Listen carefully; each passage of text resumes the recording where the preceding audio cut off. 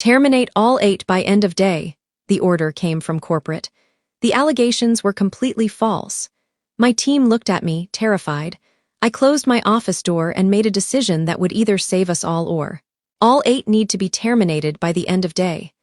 Non-negotiable. The words on my computer monitor burned into my retinas as I read the email from Paxton, our chief operating officer. My entire division, supposedly underperforming, according to reports I'd never seen, was to be eliminated. Today, through the glass partition, I watched my team working diligently. Maeve was reviewing blueprint calculations for the Green Initiative that had won us 3 industry awards. Bryn and Lyall were deep in conversation about optimization strategies that had saved the company millions. Ellis typed furiously, likely finalizing the presentation that would revolutionize our supply platform. These people weren't underperforming, they were exceptional. The follow-up email arrived with 8 separation packets, each containing fabricated performance reviews, work never submitted, deadlines never missed, goals never established, but somehow unfulfilled. Someone had meticulously constructed a paper trail of incompetence that didn't exist. My phone buzzed. "Kaida, can you come to the executive suite?" It was Willa from HR, her voice artificially sweet. Upstairs, Paxton didn't even look up from his tablet when I entered. Willa sat beside him, a stack of papers between them. "We need to discuss timeline and messaging," Paxton said. "The separation must appear performance-based, not a layoff. Legal is concerned about optics." "These reports are fiction," I said, placing the packets on the table. "My team exceeded every target this quarter." Paxton finally looked at me, eyes narrowing. "Your loyalty should be to this company, not your subordinates. My loyalty is to the truth, and the truth is these people have delivered exceptional results." Willa cleared her throat. "The decision isn't up for debate. We've prepared scripts for the termination meetings." She slid a folder toward me. I opened it to find 8 identical termination scripts with only the names changed. Cold, clinical, cruel, and if I refuse, Paxton's smile was thin. "Then you'll join them without the generous severance we're prepared to offer you for handling this discreetly." The subtext was clear. Fire them or be fired. Back at my desk, I watched my team through the glass. Their lives were about to implode because of corporate politics I couldn't yet fully comprehend. At noon, Maeve knocked on my door. "Team lunch?" she asked, but her expression faltered when she saw my face. "What's wrong?" The others gathered behind her. 8 brilliant minds. 8 careers built on integrity and diligence. "Close the door," I said. Their faces registered alarm as I explained the situation without revealing the termination order. "They're saying we failed to meet performance standards. All of us. They want changes by the end of the day." The color drained from Lyall's face, but we just delivered the Bennett proposal 3 days early, and the quarterly numbers were the best in company history, Ellis added, voice breaking. I looked at their bewildered faces. "I need until 5 o'clock. Don't discuss this with anyone. Trust me." After they filed out, I opened my bottom drawer and removed a leather journal. Inside were notes I'd been taking for months. Odd directives, questionable decisions, restructuring that made no sense. The truth crystallized as I reviewed the timeline. 3 weeks ago, my team had identified critical flaws in the expansion strategy Paxton had championed to the board. We'd prepared an analysis showing the initiative would collapse under its own weight within 6 months. When I presented our findings, Paxton had dismissed them. The next day, our access to certain systems was restricted. Now my phone lit up with a text from Juniper, our biggest client's procurement director. "Heard rumors about restructuring. Is your team safe? Call me." I stared at the message. Then I made my decision. The next 4 hours were a blur of calls and messages, all sent from my personal phone. At 4:30, I gathered my team. "Grab your things. We're going to the quarterly all-hands meeting in the main conference center." "But we weren't invited," Bryn said. "We are now," I replied, checking my watch. "And we won't be alone." Before I continue, if you're enjoying this story, please tap the like button and subscribe to support the channel. Your comments mean everything. Tell me if you've ever faced workplace injustice like this. Now, back to what happened next. My name is Kaida Mercer. Until that morning, I was Director of Strategic Operations at one of the largest companies in our industry. I'd built my division from 3 people to 8 over 5 years, hiring only the best. We were the problem solvers, the ones executives called when initiatives faltered. I grew up watching my mother struggle after being wrongfully terminated from her teaching position of 15 years.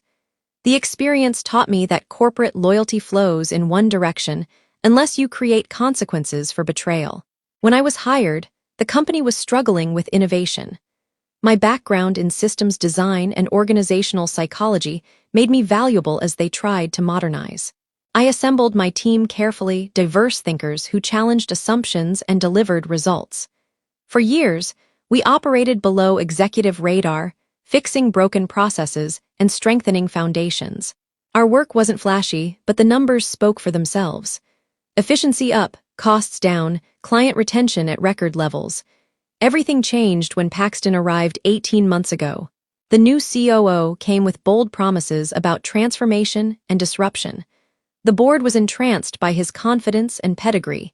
His first act was creating an innovation council staffed with his former colleagues. Their proposals were ambitious, but disconnected from operational realities. My team couldn't implement their ideas without significant modifications. Tensions simmered beneath professional courtesies. Paxton wanted yes people. I led critical thinkers. He prioritized optics. We focused on outcomes. The breaking point came when the Innovation Council unveiled their global expansion strategy. The plan involved simultaneous market entries across 3 continents with unproven systems and untested protocols. Run the numbers, I told my team. Every scenario, every variable. For 2 weeks, they analyzed data, built models, and tested hypotheses. The results were unequivocal. The strategy wouldn't work. Key assumptions were flawed, resource allocations insufficient, and timelines unrealistic. I compiled their findings into a comprehensive report with alternative approaches. Following protocol, I shared it with Paxton before the executive committee meeting. His response was immediate. "This stays between us," he said, dropping the report on his desk without reading it. "The strategy has board approval. Your job is implementation, not critique. With respect, these projections show potential losses exceeding 40 million. We have a responsibility. Your responsibility is to your chain of command," he interrupted. "This conversation is over." I left his office troubled but determined. The next day, I presented our findings to the executive committee. Despite his warning, the CFO asked pointed questions. 2 VPs requested additional analysis. For a moment, I thought data would prevail over politics. Then Paxton spoke. "Kaita's team sometimes gets caught in analytical paralysis. Their models are theoretical. Our strategy is market-tested." That wasn't true, but he said it with such conviction that doubts crept into the room. The meeting ended with a consensus to proceed as planned. Over the following weeks, subtle retribution began. My team's meeting invitations disappeared. Our project requests faced unprecedented scrutiny. Resources we needed were suddenly unavailable. I documented everything while maintaining outward professionalism. When clients asked about changes they noticed in our responsiveness, I blamed system upgrades rather than internal obstruction. Then came that fateful morning and the termination order. What executives didn't realize was how deeply connected my team had become to our client partners. We weren't just vendors. We were trusted advisors who had saved them from costly mistakes. As we walked toward the conference center that afternoon, Ellis whispered, "What exactly is your plan?" I checked my watch again. Justice. The quarterly all-hands meeting was already underway when the side doors opened.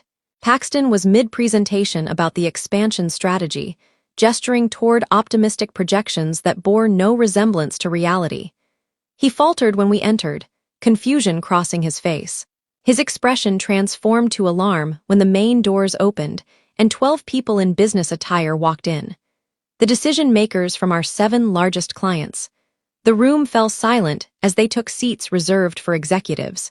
I felt hundreds of eyes following me as I walked to the stage uninvited. "Since we're discussing the future," I said, plugging my laptop into the display system, "our client partners expressed interest in seeing all available data. In the spirit of transparency, I invited them to join us." The CFO half rose from his chair. "This isn't appropriate, actually," interrupted a woman in a charcoal suit. "We specifically requested this meeting. I'm Nydia, Chief Procurement Officer at Verdant Group. We represent over 60% of this company's revenue, and we have concerns about the viability of this strategy. Paxton's face reddened. This is an internal company meeting. We can schedule appropriately.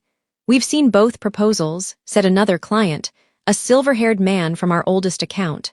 We're here to discuss which one will determine our continued partnership. The board chairman stood up. Perhaps we should move to the executive conference room to discuss. No, said Nydia firmly. Transparency got us here. Transparency will resolve this. She nodded to me. Please proceed. I stood at the podium, adrenaline masking the tremor in my hands. The conference room had never felt so charged. Hundreds of employees watching, executives frozen in their seats, and our most valuable clients demanding answers. Let me be clear, I began, my voice steadier than I felt. My team identified critical flaws in the proposed expansion strategy. Our analysis shows it cannot succeed as designed.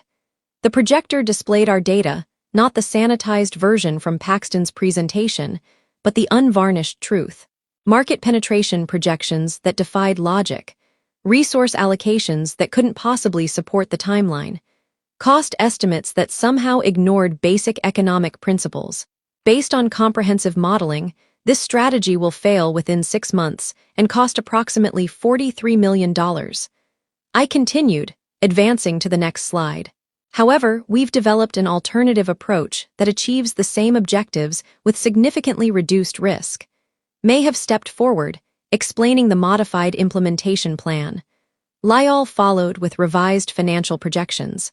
One by one, my team presented their expertise with confidence born from absolute competence. Paxton's face transformed from anger to something more dangerous, calculation. He leaned toward the board chairman, whispering urgently. The chairman cleared his throat. While this is certainly informative, this meeting isn't the appropriate forum for debate. We appreciate our clients' concerns, but this isn't merely a concern, interrupted Juniper, rising from her seat. As procurement director for our largest client, her words carried weight that made executives squirm. This is due diligence. My company commits over $30 million annually to your services. If this expansion proceeds as originally planned, we have serious doubts about resource allocation to our account. Murmurs spread through the room. Employees exchanged glances. This wasn't just an office drama anymore. This was an existential threat. Furthermore, Juniper continued, we've reviewed both strategies thoroughly. The alternative presented by Kaita's team aligns with our needs while supporting your growth objectives. Our continued partnership depends on its adoption. 6 other client representatives stood in succession, each echoing similar sentiments. The message couldn't have been clearer. Proceed with Paxton's plan and lose your biggest customers. The CFO whispered something to the board chairman who nodded grimly. Perhaps a brief recess is in order, he announced. We'll reconvene in 15 minutes. As the room emptied, Willa from HR approached me, eyes wide. What have you done? She hissed. My job, I replied simply.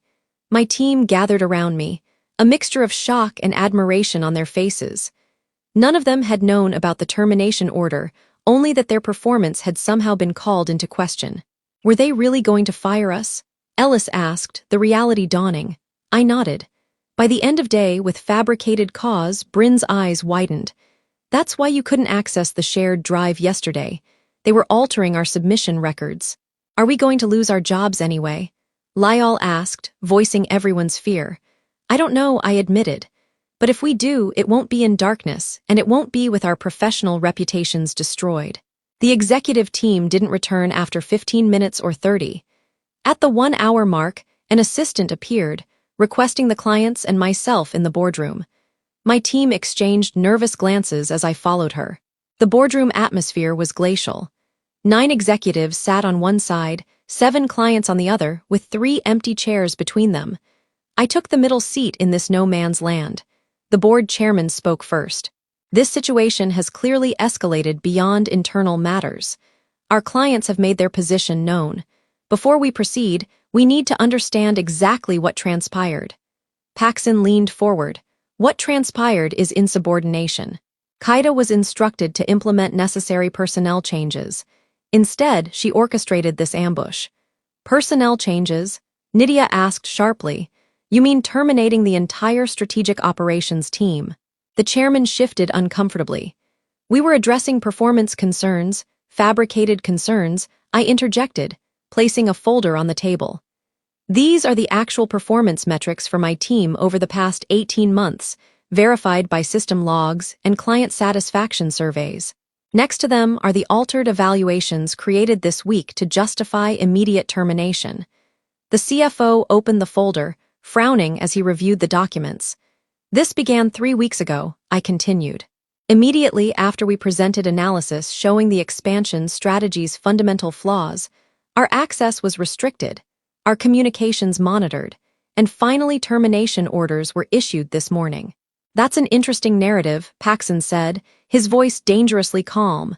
But it doesn't change the chain of command or the expectations of loyalty to this company. Loyalty, echoed the silver-haired client. We've worked with Kaita's team for years. Their loyalty to effective business practices saved us millions. That's why we're here. The room fell silent as the board chairman conferred quietly with the other executives. Finally, he addressed the clients. We value your partnerships immensely. Perhaps there's been a communication breakdown. If implementing the modified strategy would address your concerns with the original team intact, Juniper interjected. Of course, the chairman conceded, though his expression suggested otherwise. When the meeting concluded, the messaging was clear. The expansion would proceed according to the modified plan led by my team. The clients departed satisfied, and I returned to tell my team their jobs were safe. But something felt wrong. The capitulation had been too easy. The promises are too smooth. That night, I couldn't sleep. The victory felt hollow, fragile. I replayed the day's events, searching for what I'd missed. At 2:00 a.m., a text message from an unknown number confirmed my fears. Watch your back. Board emergency session tomorrow. Paxton has a plan. The next morning, I arrived early to find my security badge deactivated. A security guard escorted me to HR where Willow waited with a thin smile. The board has concerns about your actions yesterday, she said. You've been placed on administrative leave pending investigation. And my team, they'll report to interim leadership while we evaluate next steps. The subtext was clear. Divide and conquer. Isolate me, then dismantle everything. As security walked me out, I passed Maeve in the hallway. Her eyes widened at the escort, but I shook my head slightly.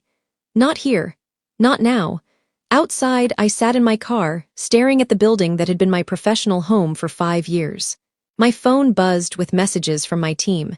Before I could respond, another text from the unknown number. North Parking Garage, Level 3, 10 minutes. Curiosity overrode caution. I drove to the specified location, parking near the stairwell. A few minutes later, a luxury sedan pulled up beside me. The window lowered to reveal the board chairman himself. Get in, he said. We need to talk, heart-pounding, I complied. He drove in silence until we reached a small cafe several blocks away. Once seated with coffee, he spoke. What happened yesterday was unprecedented. So was fabricating reasons to fire an entire department. I countered. He nodded slowly. I'm not defending those actions. What concerns me is the larger picture. He leaned forward. Paxson didn't act alone. 3 board members supported the expansion strategy despite knowing its flaws. This wasn't a simple case of one executive's ego. This was systemic. Why are you telling me this? Because I'm retiring next quarter. My legacy shouldn't be a failed strategy that bankrupts a 100-year-old company. He sipped his coffee. Tell me honestly, did you know the clients would threaten to walk? I suspected some would. I didn't orchestrate their response. No, but you created the conditions. He studied me. That was either a brilliant strategy or reckless gambling. It was a necessity. My team didn't deserve destruction for doing their jobs well. He nodded thoughtfully. Here's what happens next. Your administrative leave continues through the week. The board meets again Friday to determine next steps. Paxson is pushing for termination with cause, not just for you, but eventually your entire team. My stomach twisted. And you're telling me this because sometimes the company needs saving from itself. He stood to leave. What you do with this information is your choice, but if I were you, I'd be very thorough in my preparations for Friday's meeting. After he left, I sat immobile, mind racing. This wasn't over. It was barely beginning. My team's future still hung in the balance, and now I was on the outside with limited options. My phone buzzed with a message from Bryn. Emergency team meeting. My apartment is at 7:00 p.m. urgent. My phone buzzed with a message from Bryn. When I arrived that evening, I found all 8 team members huddled in Bryn's living room, faces grim. They're splitting us up, Lyle said without preamble. Reassignments came through this afternoon. Different departments, different buildings, and they've revoked our access to the project files, Ellis added. Everything we've worked on for the past 3 months is gone. May have pushed a laptop toward me, but not everything. We've been making local copies for months. Standard practice after the Johnson project disappeared mysteriously last year. I scrolled through the files, complete records of our work, unaltered and date-stamped. There's more. Bin said, Juniper called me today. The clients are forming a consortium to address service continuity concerns. They've requested a joint meeting with the board on Friday, the same day as my hearing. So, what's our next move? Asked Ellis. They've isolated you and they're dismantling us. How do we fight this? 7 anxious faces turned to me, waiting for answers. The responsibility was crushing. These people had trusted me with their careers, and now everything was unraveling despite our apparent victory. I closed my eyes briefly, thinking of my mother. All those years ago, broken by a system designed to crush dissent. When I opened them again, determination had replaced uncertainty. We need to understand what's really happening. I said this isn't just about an expansion strategy or performance reviews anymore. Something bigger is at stake. Like what? Lyle asked. I don't know yet, but between now and Friday, we're going to find out. I took a deep breath, and then we're going to make sure the truth can't be buried again. As we talked into the night, piecing together fragments of information, patterns began emerging. Budget discrepancies, missing approvals, transactions that defied standard protocols. Look at this, Maeve said suddenly, pointing to her screen. The offshore vendor for the expansion. Trace the ownership structure.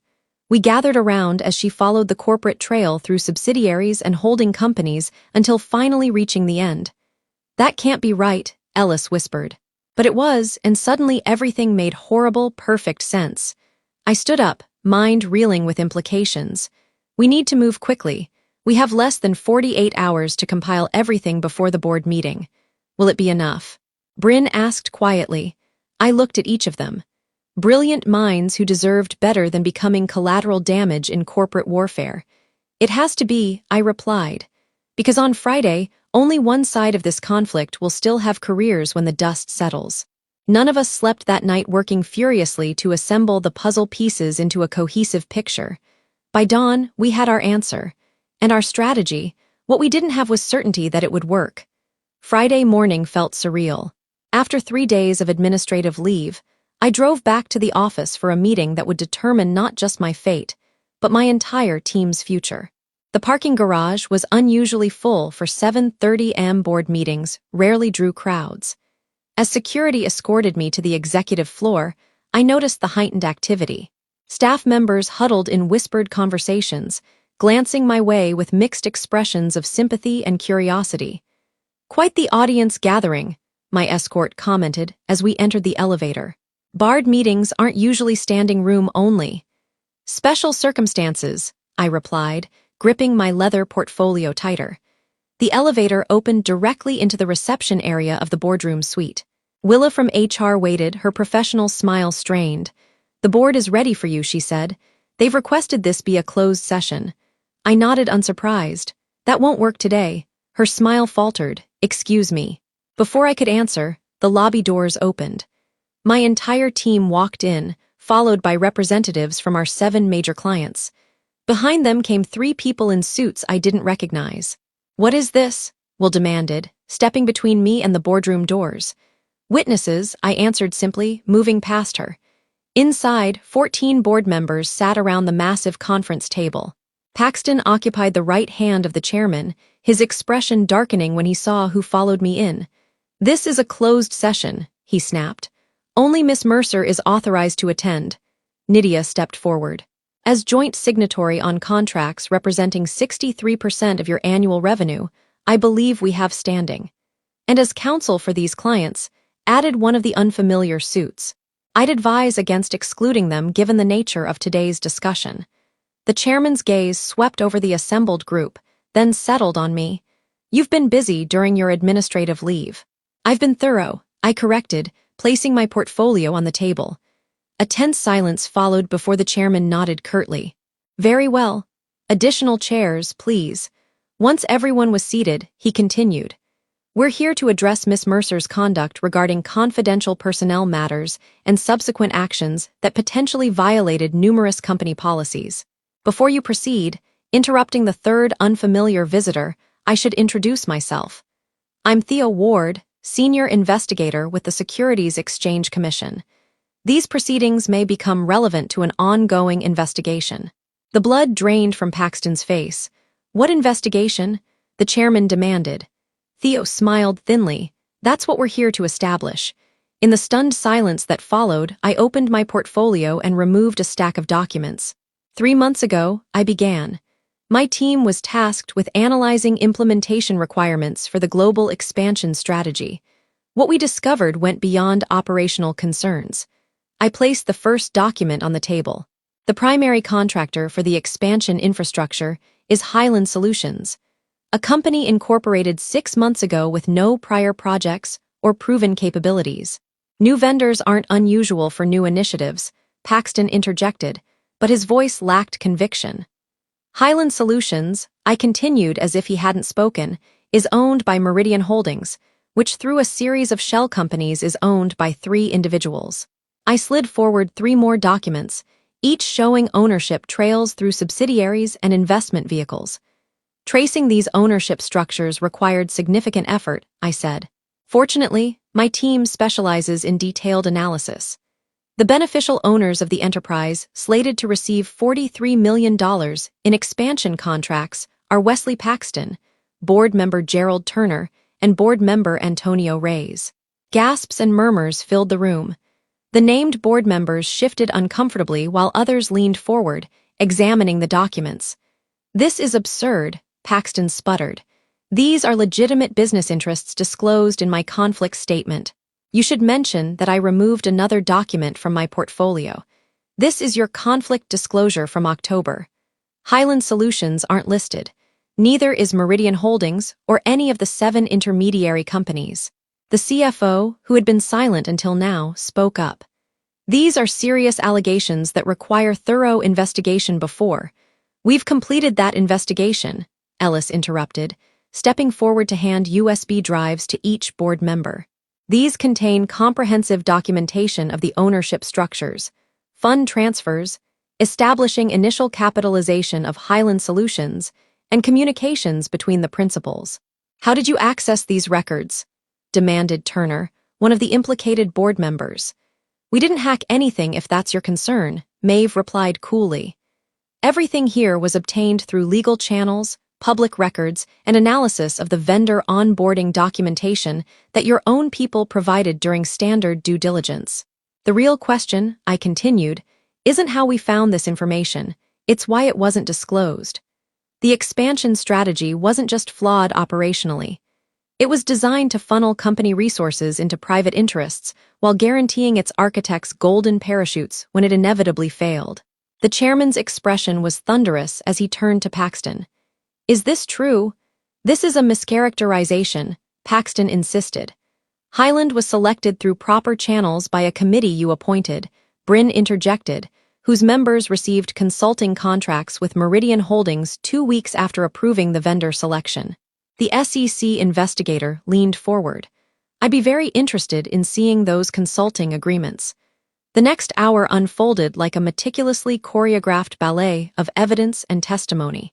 My team presented not just the self-deing scheme, but the elaborate effort to discredit and remove anyone who might expose it. The performance evaluations were altered, Lyall explained, displaying before and after screenshots of database entries. System logs show these changes happened after hours using administrative credentials issued to Willa's terminal. Willa gasped. I was never told it was a system update. Then there's the matter of our termination, I added. Eliminating an entire department for identifying conflicts of interest presents serious whistleblower protection issues. not to mention contractual implications, added Juniper. Our service agreements specifically name Kaida's team as relationship managers. Terminating them would constitute material breach of contract. By noon, the picture was unmistakable. Paxson and 2 board members had orchestrated an elaborate scheme to profit from a doomed expansion, then tried eliminating anyone who identified the conflicts. The chairman called for a brief recess. When we reconvened, 30 minutes later, 3 seats at the table were empty. Paxson, Turner, and Reyes had been asked to leave the building pending formal investigation. The board extends its profound apologies. The chairman began looking genuinely shaken. We've notified the corporate counsel and will cooperate fully with any SEC investigation. As for immediate actions, he turned to me. Miss Mercer, your administrative leave is terminated, effective immediately. The board requests you accept an appointment as interim chief operations officer while we conduct a proper search. The offer stunned me, and my team will remain intact with immediate promotions and appropriate compensation adjustments to reflect their extraordinary service to this company. After the formal meeting adjourned, the chairman approached me privately. This wasn't what I expected when I suggested thoroughness, he admitted. What did you expect? A negotiated settlement, not public execution. He shook his head. You realize Paxton's career is over? Turner and Reyes will likely resign within days. They tried to destroy 8 careers to hide their corruption, I replied evenly. Actions have consequences. He studied me for a long moment. The board will ratify your appointment next week. Try not to overthrow the entire executive team before then. The aftermath unfolded rapidly. Paxton resigned that evening, citing personal reasons. Turner and Reyes followed over the weekend. The SEC investigation became formal the following Tuesday. Within a month, the modified expansion strategy launched successfully under my team's guidance. At our celebration dinner, Ellis raised a toast to Kaida, who taught us that even in corporate America, justice sometimes prevails. It wasn't justice, I corrected, looking around at the team that had become family. It was true. Documenting, preserving, and presenting the unvarnished truth when it mattered most. Maeve smiled, and a healthy dose of courage. That too, I conceded. But remember, the victory wasn't destroying careers. It was protecting integrity, both ours and the company's. 6 months later, the board made my appointment permanent. The former chairman, now retired, sent a single-line email. The company needed saving. It found the right savior. I keep that message as a reminder that in the corporate battlefield, survival isn't about avoiding conflict. It's about choosing which principles are worth fighting for, then having the courage to stand your ground when the order comes to compromise them. What would you have done in my position? Would you have risked everything to protect your team and expose corruption? Or would you have followed orders and preserved your own position? I'd love to hear your thoughts in the comments below. If this story resonated with you, please take a moment to like and subscribe for more real workplace experiences. And remember, sometimes the most professional thing you can do is refuse to participate in unprofessional behavior, no matter who's giving the orders.